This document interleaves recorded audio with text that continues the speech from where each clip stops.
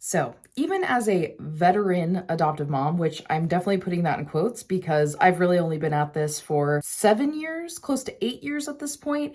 But even as a veteran adoptive mom, there are still so many daily struggles. And yes, my struggles now are so much less than they were in the early days, but nevertheless, I still struggle. And I think sometimes I don't like to admit that because things really are, like I said, so much better. My kids have made so much progress. They're doing so much better. They're exceeding expectations I even had from the early days. But I wanted to make this video today to kind of let you know what you can expect years down the road, even as an adoptive parent. I know a lot of you who watch this channel are people who are interested in adoption, or maybe you've recently brought your kids home, but most of you aren't farther down the road. And I have found that being farther down the road is a really unique situation. So I wanted to make a video about that today. And I want to do something a little bit different. You may notice I'm not in my usual kind of filming location. I'm not sitting down. I've got some shaky vlog style stuff going on right now. And there's a reason for that. I'm going to be taking a little bit of a self-care day today. And so I want to take you along on my day and kind of throughout my day share some of the different struggles I've been walking through, ways that I've been coping with it, so that maybe you can get a better idea of what to expect from your adoptive parenting journey down the road. Plus, it's just a really cool way for me to vent to you guys because it's nice to have this outlet sometimes, so I appreciate you. So I've got my makeup on right now, but my hair is still a little bit wacky, so I'm gonna go get my hair done, get in the car, say goodbye to my kids, and head out on this little self-care day, and I am very much looking forward to it. So let's go.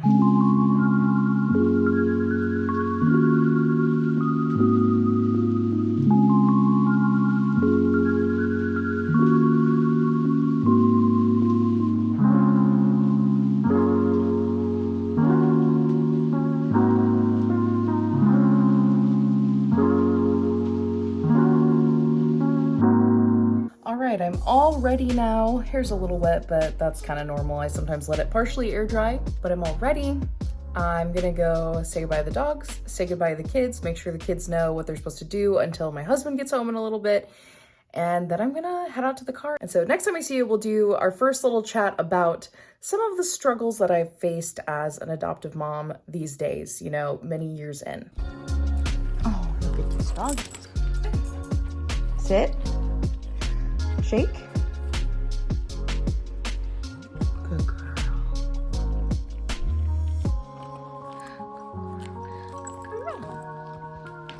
Bye-bye. Bye-bye. Bye, Soupy. Bye. Oh, Well, I just pulled up to Half Price Books because I'm going to treat myself to a little, as they call in England, the British YouTubers I watch call it, a little mooch around the shop. I'm just going in with no real purpose, but just to browse. The truth is I probably don't really need any books. Some of you guys actually just recommended me a few books on my previous video, and so I might look for some of those. I might just look around. I might walk out with absolutely nothing, but in general, I'm excited to do that. But before I go in there, I thought it might be good to just share a little bit about some things that have been going on in my life as an adoptive parent. So it's really funny because right before I left, there was actually something that happened that falls right in line with this, but I just feel like lately, sorry, someone parked next to me. I felt really awkward talking to myself on the camera while they were still there. But before I get started on explaining kind of what's been going on, I just want to say that I know that my experience as an adoptive parent, being this many years in, and the struggles we've gone through are nowhere near the level that some adoptive parents have gone through. I have friends in my life who are adoptive parents who have had to deal with far more difficult behaviors. They've had to deal with far more difficult situations with their children than we have had to deal with. And so I'm not trying to come on here and like complain when I know that there's way more difficult situations. I guess what I'm trying to do is give you guys a perspective of some struggles that could happen that are not the most extreme struggles. Because to be honest, there's no shortage of horror stories about adoption online, but I think sometimes we don't hear about just like the everyday life struggles of it. So just that disclaimer before I start. But one thing that I find that we're constantly doing lately as adoptive parents is we are having so many really important and very serious conversations with our kids, whether it's addressing specific behaviors or ways that they're speaking to one another or different struggles that they're having. It is just taking up so much time. Like, just a couple of days ago, I had to have 3 very serious sit-down conversations with my kids, and I think I underestimate how much time that truly takes, because it is absolutely wild. Within one day, I can barely get anything done sometimes, like especially in the summer when everyone's home all the time and sibling fights are happening a lot more often because we're all in each other's space. We're not going to school and all of that. It's just amazing how much time it takes. And they're such important conversations and really good things come from them, but it is a lot. And I'm very aware that every parent has to have these types of conversations with their kids, especially as their kids are getting older. But I do think that we have them more often than the typical like biological family. I think a lot of that has to do with our kids have trauma, our kids have like some coping skills issues that they're still working on. We have to have hard conversations about questions about biological family, feelings about adoption, and like conversations I'm so glad to have, and I'm so grateful to be able to like discuss that with my kids.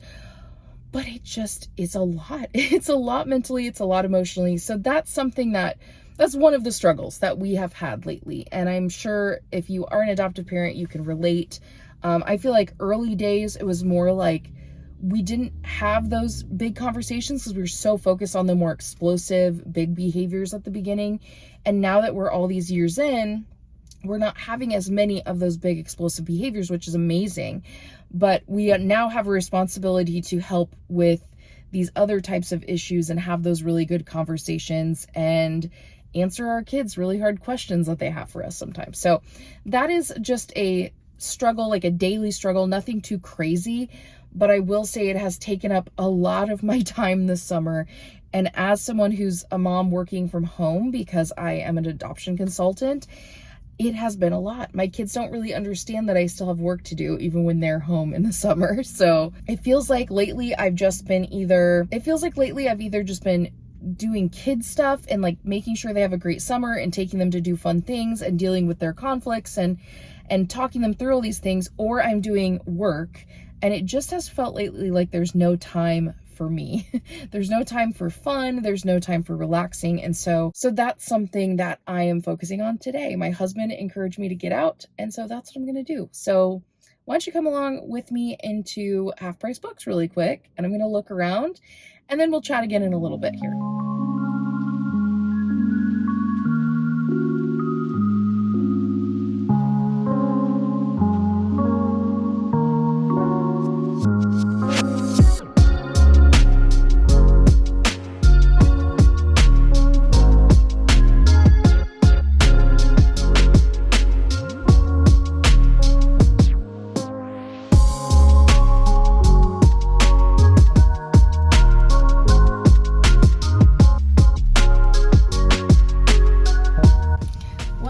Nick ended up joining me. He ended up joining me partially because I was going to buy a bunch of stuff at Half Price Books and he had a coupon. So he brought it over and we got lunch together at Chick-fil-A, and now we're stuck in the parking lot. We are.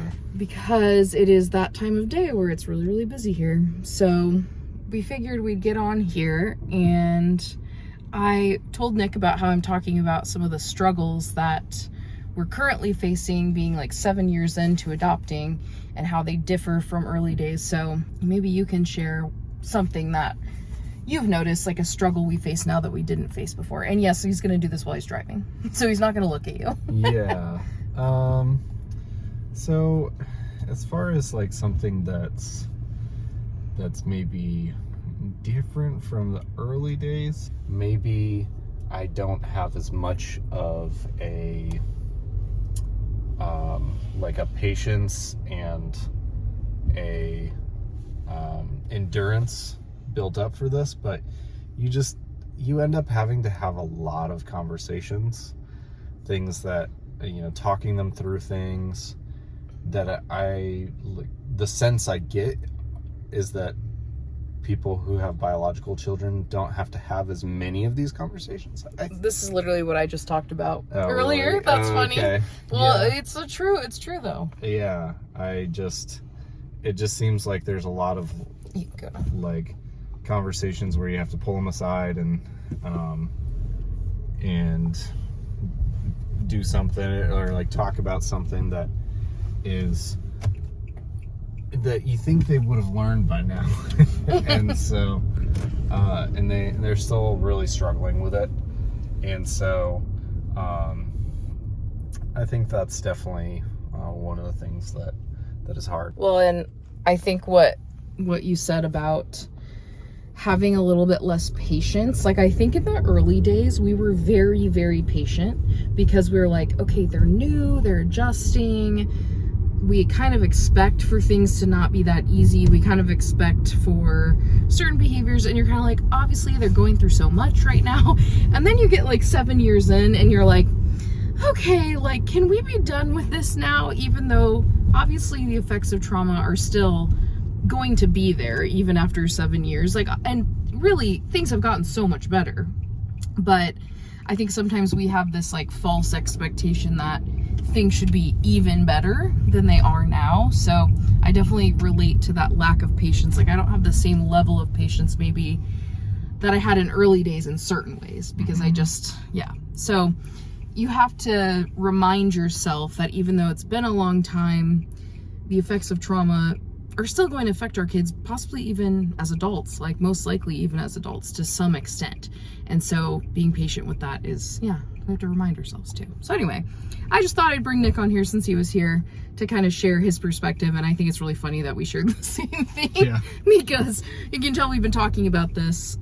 It's just been a big part of our summer, and especially the past couple weeks, having a lot of conversations. So there's your little Nick moment. I don't know what we'll call that. Little, I don't know. Can't think of anything good. I can't think of it. Anyway, so I'll catch up with you later because my day's not over. I might go to Hobby Lobby next, and I haven't been there in a long time, so that'll be fun. And I'll have to show you what I got from Half Price Books later. All right, I'm back in the driver's seat here, and I wanted to show you what I got in Half Price Books because it's pretty exciting. First of all, because I can't resist, I bought some stuff for the kids. Namely, I bought stuff for Brielle this time. She's really into Junie B. Jones. So I got her a bunch of Junie B. Jones books that I'll probably save some for her birthday. And we also do a holiday called Booksgiving, which is a holiday our family made up. And it is in October, which her birthday's also in October. And we all get books for each other. We invite friends over. It's this whole big thing. So she's been asking for more Junie B. Jones because she's read the first like 4 or 5. And so I got her more books, so that's really exciting. Also, this is slightly for the kids and slightly for me, is I bought 2 American Girl books. People are trying to sell American Girl book sets online for so much money. It's crazy, because I used to see them in like used bookstores all the time. And I know I used to have the Meet Addie book, but Addie and Samantha are my 2 favorite American Girls. I had the Samantha doll, but I absolutely loved like Addie's stories. And so I was reading some of the Samantha books with Brielle, but we only had one of the Addie books and it wasn't the first one. So I want to start with this one. I think it'd be fun to have the first one. So maybe we can start reading that together. They're just really fun, historical fiction, really interesting stories. So I was excited to find those, and they weren't too much. Then one thing that I actually came for, and this is like very nerdy of me, but when I was here like several weeks ago with the kids, and they had these Harry Potter like 4D puzzle type of things and I bought one that was the Hogwarts castle because I thought, oh, that'd be fun to build and like display somewhere. We like Harry Potter, you know, whatever. But they also had this one, which is the Hogwarts Express, and I didn't get it at the time, and later I was looking online at how expensive they are, like new or even like used, and I was like, oh, I should have gotten it because I really liked it. And also my son Emmett is super into Harry Potter. He just read all of the books and he was reading them like so much nonstop. So I was thinking either I'll keep this and I'll like build it with him, or I might put this in his Christmas present this Christmas. I'm trying, like when I'm out and shopping, because I don't go in person to shop very much. I'm just not a big shopper normally. If I'm out and I see something that I think would work for them, I've been trying to get it and just like squirrel it away so that we have it and I have a less stressful Christmas and birthday shopping experience. So his birthday's in August, which I already have everything for that, but Christmas, I think he would really, really like this, and it's something we could do together. So it's like bonding, you know, it's fun. And then my last thing I got was, I'm obsessed with puzzles right now. I have been for about a year, and this puzzle is a Jane Austen like map puzzle, and these come with these big fold out things, and you can see like there's like information about the author and about the different books, and it will tell you like where on the picture it's representing different Jane Austen books. And I love Jane Austen books. I was an English major in college, and so this specific brand of puzzle with this specific artist are ones that I've bought multiple times. The first puzzle I did that I got really into was by this artist and this puzzle company, and that was a King Arthur one. And so I'm really excited about this, and it was half the price that they normally are. So I treated myself a little bit to that puzzle, even though I have a bunch of puzzles at home I still need to do. But you know what? I do them all the time. So maybe I'll show you my puzzle later, because speaking of self-care, like doing puzzles has been a form of self-care for me, which is so funny because I never thought I would actually like them, but I do now. Yeah, it's just a way for me to unwind. So I had a lot of fun in the bookstore, and now I'm gonna go to Hobby Lobby. So I'll see you there. All right, just pulled into Hobby Lobby. And first of all, I just want to say, if you're still here with me, thank you for being here, because I know this is a very rambly and very different type of video. I just wanted to try something a little bit different. But before I walk in here, I'm going to share one other thing. So I know so far we've talked about how all the difficult conversations can be really overwhelming. We've talked about how still having patience with problems after years of facing the same things. I have two other I'd like to talk about.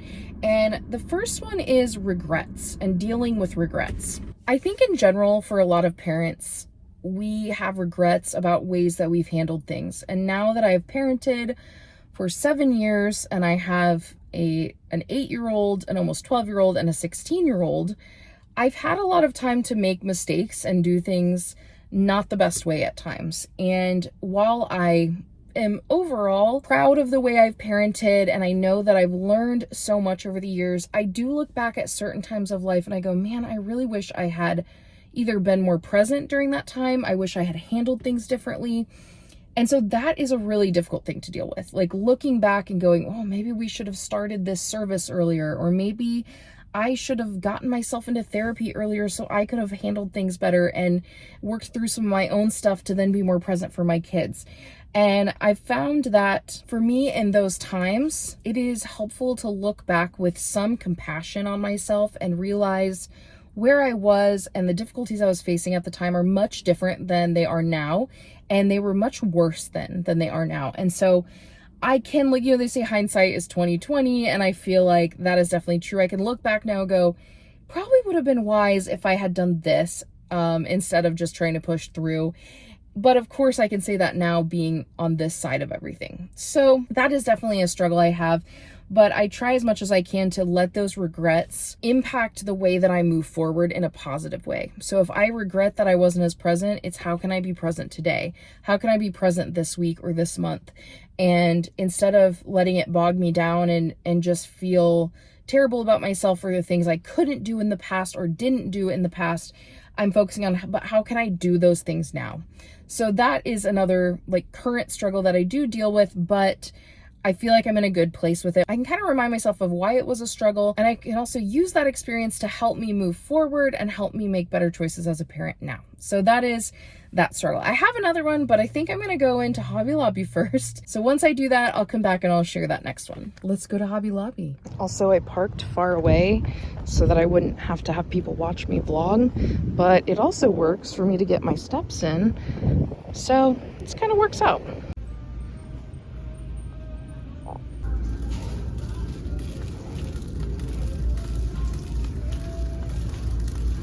Well, I had a lovely time at Hobby Lobby, and now I am outside of Barnes & Noble, because what's a little, you know, day out and about if I'm not going to Barnes & Noble. But this brings me to my next point. So one of the things I struggle with, even as an adoptive parent who's pretty far along the journey, is just taking care of myself and giving myself time, and basically everything around that topic is very difficult for me. Even with all these years that I've been doing this, I still struggle sometimes to just maintain like even good routines for myself. I think for a lot of years I was so focused on my kids and everything they needed that I was often neglecting myself, and that looked like my health came absolutely last for everything. I was not like eating super well. I was not really taking time to exercise, and it felt like a waste of time to do those things. And that's the truth, is it's just not a waste of time to take care of yourself. And so lately, something I've been doing is I have been walking on a treadmill at home while I'm doing work. I have a really hard time with I just feel like there's so much that my work requires of me. And also when I'm at home with my kids, they need me so much. It leaves a lot to be desired in terms of time for myself. And obviously I'm married and I want to spend time with my husband as well. And I do think we prioritize that really well, but I don't often prioritize time for myself. And so that's what today is really about. My husband really encouraged me to just get out of the house today, because normally I am home with the kids all day long. Obviously our oldest is 16, so she can be home with the younger two for like a couple hours at a time. We're fine doing that, which is why Nick came and joined me for lunch. But we don't want to leave them home like a lot by themselves. And so he was like, hey, I'll go hang out with the kids and you should just get out of the house, because yesterday was just rough. And so I really appreciate that he was encouraging me to do that, because sometimes I'm like, no, it's not worth it. I have too much work to do. And you know, I'm not even a big shopper. I don't usually like going shopping, but it has been really nice today to just get out of the house and take care of myself. And so, yeah, there's lots of different ways I've been doing it. I think this is the really stereotypical way, go out and get yourself a little coffee drink and all of that type of stuff. But I'm gonna go to Barnes & Noble. I think I'm gonna go to their cafe, get a little drink. I brought a journal, and I've been journaling lately as a form of self-care as well, of journaling my prayers and my thoughts and things I'm thankful for and things I'm struggling with. And so I think I'm just gonna get a drink, take a seat there, and spend a little time journaling and just enjoying myself, right? Maybe I'll scroll, maybe I'll listen to a podcast I like to listen to while I am drinking my drink. I don't know. I'm just going to rest and just enjoy no one needing me right now, because that is definitely a struggle. And then afterwards, I have one last thing I would like to share with you when it comes to struggles in regards to life post-adoption. Oh, and I'll show you my purchases from Hobby Lobby later. But for now, let's go to Barnes & Noble.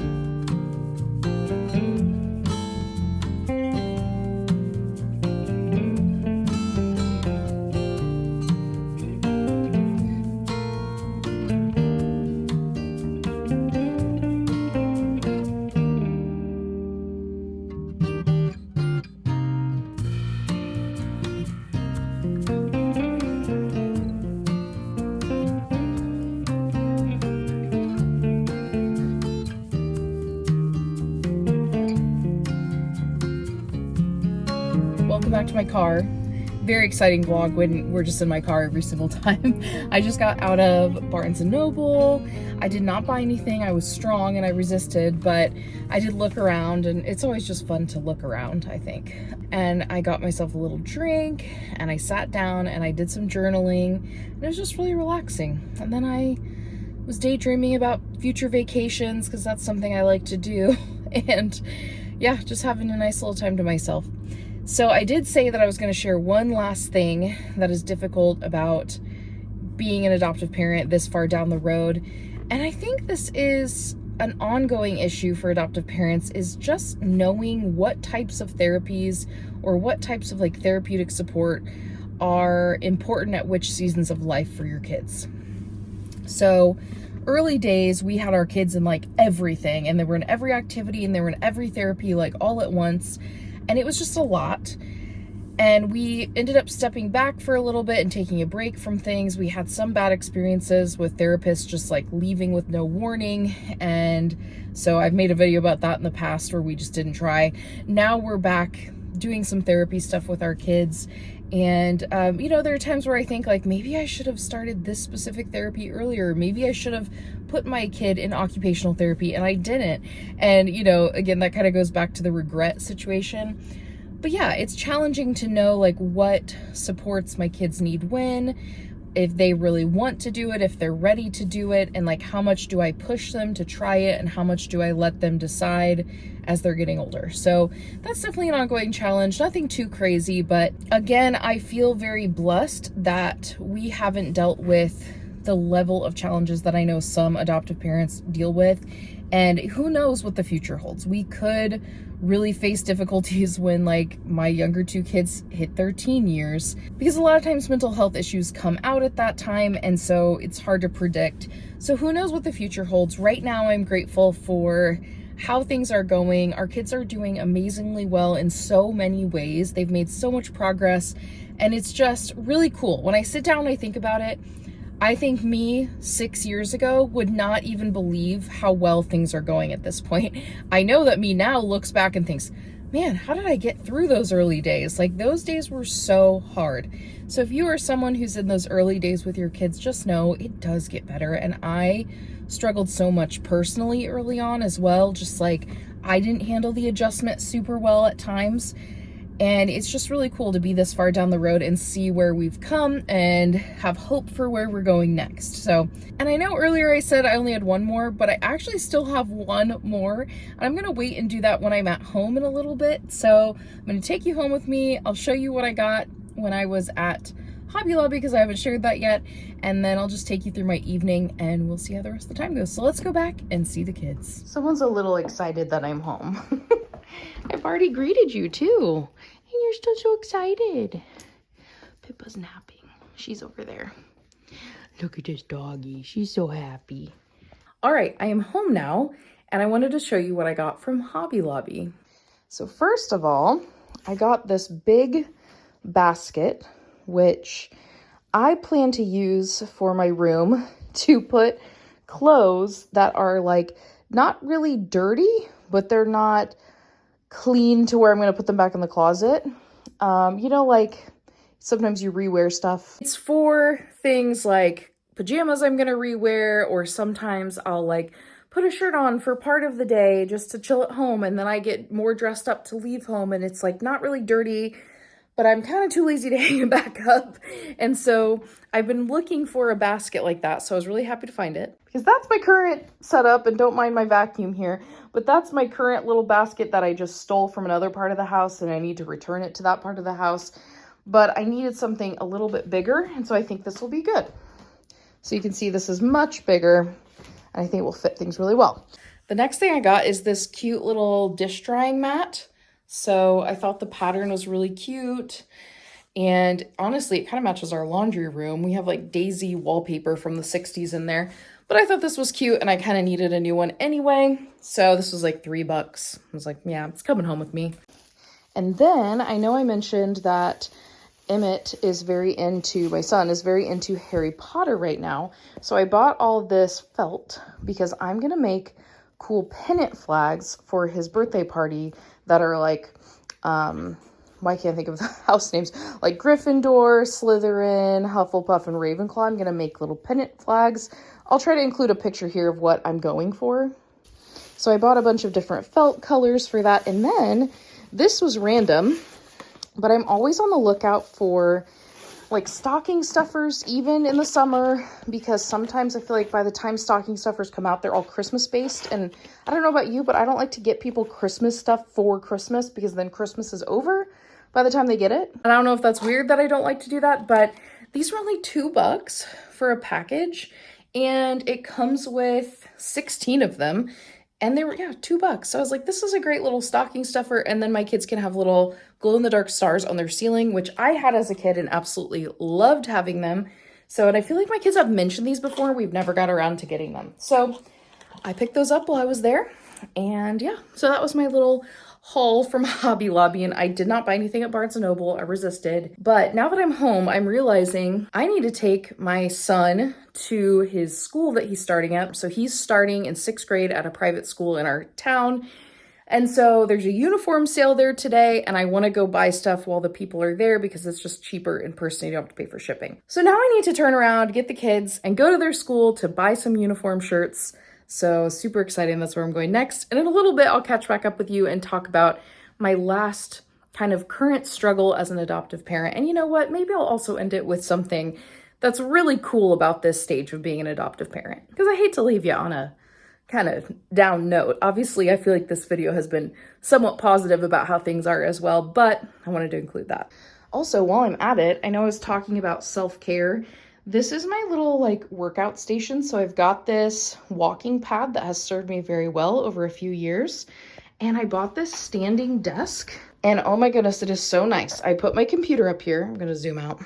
I put my computer up here. I've got my water cup. I bought this little fan as well, so because my forehead gets sweaty. And I just get on my laptop. I walk. It's super nice. There's a little remote control that goes with it. So I just put it on that shelf. And I just chill out. And this is in a little corner of my room, so it's a good little spot. They're my workout clothes. Don't mind that. I just leave them there because I put them back on, and then after a few days I wash them. But yeah, I love this little corner. If you're an oldie but a goldie, you're gonna remember that this wall behind me is where I used to film all of my videos. There was a stretch of time, like my early days of my channel, I would record in front of my Narnia cabinet a lot, but then we moved houses, and then this became my recording area where I'd record a lot of things in front of this little nook, because my desk used to be over here, hence the little shelves. And then after that, after we finished my son's room renovation and we moved our office into his old room, now I don't really film in here, but I do love this little wall. So it's fun to be back in front of the wall. So thumbs up this video if you remember the wall, because that means you've been here for quite a while, honestly. But yeah, I will actually link like all of these things from Amazon that I've gotten. So this walking pad, I will link that little fan. I will link this desk for sure. And if you're interested in something like that, I am telling you, if you're someone who's like, I don't really love exercising, it feels really hard to do, then that is going to be great for you, because time goes so fast when I could just be scrolling on my computer and like typing stuff out and getting stuff done while I'm walking. And so I've really come to look forward to that part of my day and enjoy it. And I will be doing that later. So maybe I'll film myself doing it. We'll see. It's very influencery for me. But if you're interested in something like this, oh my goodness, it has been life-changing. So highly recommend. I will link all those items below. And just so you know, if you do purchase anything from Amazon after clicking on one of my links, it supports my channel. Even if you click that link and you decide to go buy something else, it helps me earn a commission, and it does help support this channel and the content I make about foster care and adoption. So I always appreciate when you guys do that. Obviously no pressure, but just so you know. They love each other so much.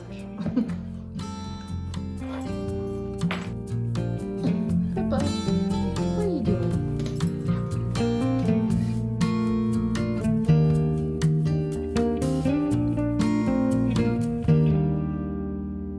Well, I'm not very good at vlogging anymore. Since the last time I talked to you, I have bought uniforms for my child.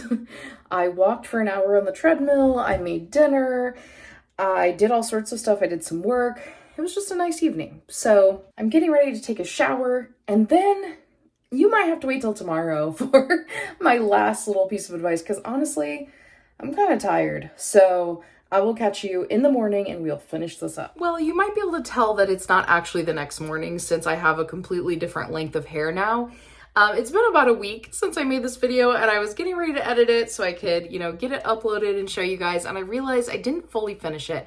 So I wanted to share my one last struggle that I kind of have this far down in our adoption journey, and then also leave you with just something I'm really thankful for about where we are right now. So the last struggle that I wanted to talk about is that it's still oftentimes really hard for me to find time to spend with friends. Even being all these years in, just when it comes to managing work, managing my kids' behaviors, managing my kids' needs, and then also I am a pastor's wife, so that comes with a lot of like extra kind of responsibilities and, things that I kind of take on myself.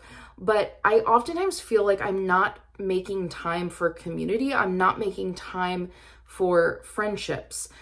But this is something that I'm really thankful for, is that I have my online support group. So if you have not heard of my Adopt Together community, it is an amazing group of fellow foster and adoptive parents. Twice a month, we have calls together where we all talk about just the highs and lows and the realness of what it's like being an adoptive parent. And because it's run in a Facebook group, we will post things pretty much at any hour of the day, and oftentimes people will be responding pretty quickly with advice or encouragement or prayers.